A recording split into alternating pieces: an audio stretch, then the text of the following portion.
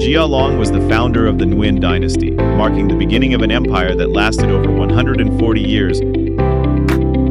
Yet his life began with nearly 20 years of running, wandering, and surviving, only to choose a resting place so isolated among the mountains that even today, his tomb remains the most secluded in hue.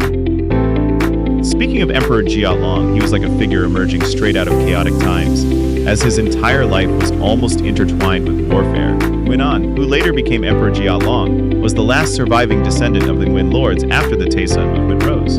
There were times he had to flee across the south, wander on distant islands, live at sea, seek help from Siam, and later accept assistance from certain French figures to reclaim the throne. It took nearly 20 years of continuous fighting before he finally unified the country in 1802 and ascended as emperor. An interesting detail about the name Gia Long is that it actually combines Gia Ding and Feng Long, symbolizing the journey of unifying the nation from south to north. And under Emperor Gia Long, the national title Vietnam was also officially used for the first time in diplomatic relations with the Qing dynasty.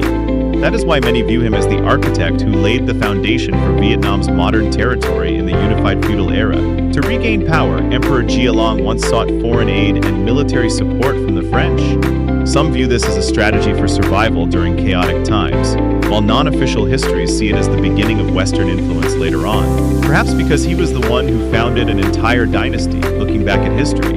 It's hard to judge him from a single, simple perspective.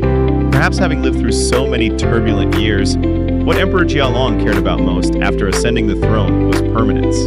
Not only during his life, but even after his death. It is said that Emperor Gia Long spent many years searching for the right land to build his tomb, ultimately choosing the Thiên Thọ mountain area west of Hue, a place surrounded by mountains and natural streams, with powerful feng shui terrain.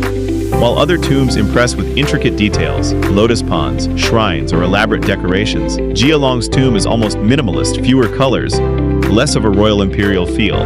What remains is something hard to describe: sheer grandeur, feeling more like standing in an ancient landscape painting than a tomb. A very special thing is that this tomb isn't just for Emperor Gia Long alone. It also houses Empress Thua Thien, who stood by his side through almost the entire period of war and turmoil. The two tombs lie side by side atop the hill, the final resting place of two people who endured so much of history's turbulence together.